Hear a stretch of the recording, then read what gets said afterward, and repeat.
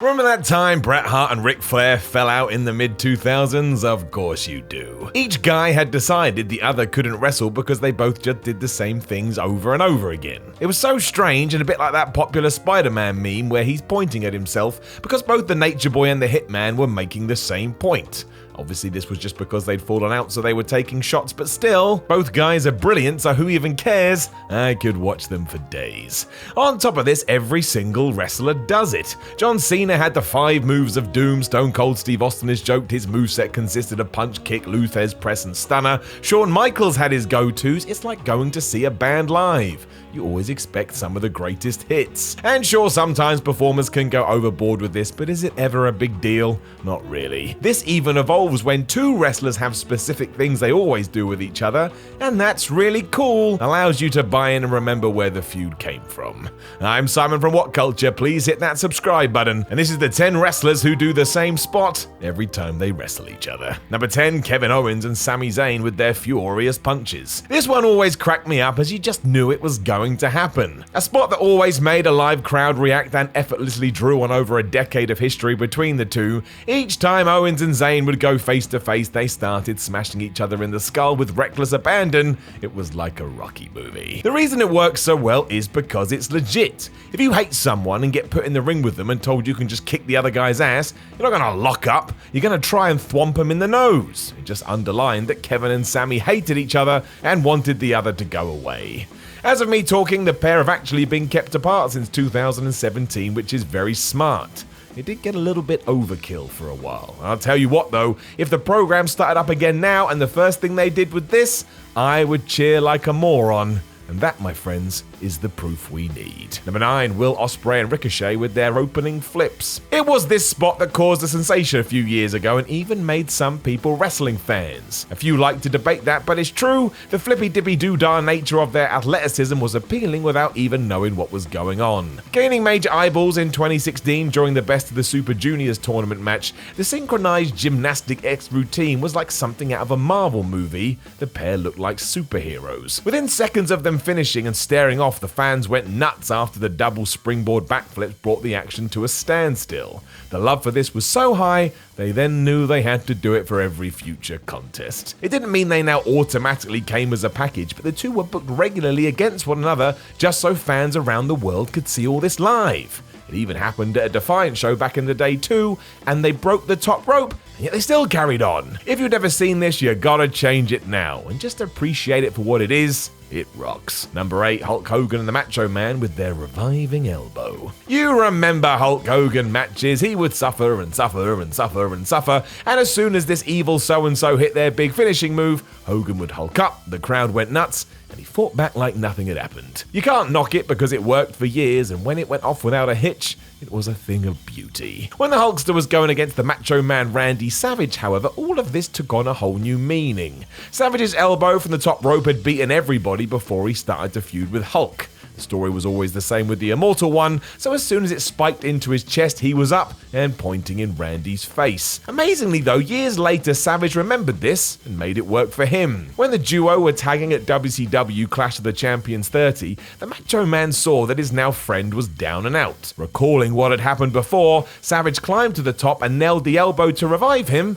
and my word, it worked. It made Randy look like the smartest guy in wrestling, but also required each and every fan to take this with a hefty pinch of salt. Of course it was stupid, but it was wrestling stupid, and that's a wonderful thing.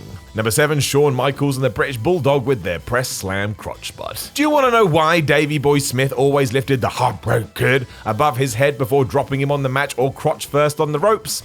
Because he could. Simply to underline how powerful the Bulldog was, Michaels would hurl himself upwards as if he was light to the air as Davey Boy held him there for hours. It was basic storytelling at its heart. Shawn was quick, but Smith was a powerhouse few could match. It was awesome. It also worked either way around in terms of good guys versus bad guys. If the Bulldog was a face, it's just a cool move, but given that sometimes Michaels was held onto his penis, well, that's an asshole move. If you wanted to boo Davey Boy, you could. The best version was always when Bulldog would boot HBK in the stomach before, leaving Shawn to go flying, and if you go through most of their matches, you will see it. And do the fans care? Absolutely not. Number 6, Stone Cold and The Rock with their finisher theft. Neither man invented this. It'd been a staple of wrestling for years, but did Stone Cold Steve Austin and The Rock perfect it? Maybe, and it didn't hurt that they were doing it when the WWE was making more money than they knew what to do with. Hence why they went and built a restaurant. Their main events, especially at 15 and 17, were everything that made the company so good at the time,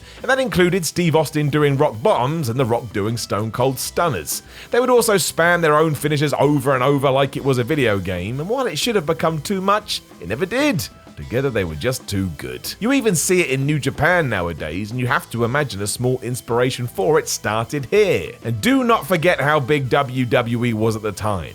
Video game company Eidos even put Gex, that stupid video game crocodile, in a Stone Cold vest on the cover for Gex 3. That wasn't for fun. They knew exactly what they were trying to do. Number 5, The Undertaker and Yokozuna with their death stare. When The Undertaker first laid eyes on Yokozuna, he was desperate to work with him and told Vince McMahon as such. The boss did want this, but first, the dead man had to go through Giant Gonzalez. Safe to say Mark Calloway wasn't pleased. When they finally did clash though, it rocked. The only problem was, no matter what the then WWF booked, be it casket matches, normal matches or no rules matches, fans just didn't tune in. Pay-per-views featuring the pair weren't great, and that is mad. Go and load these up on the network now and you'll have fun. It's two damn good big men. A true highlight happened at the 1993 Survivor Series. Still definitely an undead zombie in the early 90s, Taker no-sold an assault on the floor with a cold hard glare towards Yoko, and the crowd went bananas. The then WWF champion was so scared he couldn't move. You never saw that from Yokozuna. When they finally met face to face in the ring, it just added to everything. It also elevated Taker from a member of Lex Luger's team to someone the audience wanted to keep an eye on, and that went on for the next 27 years.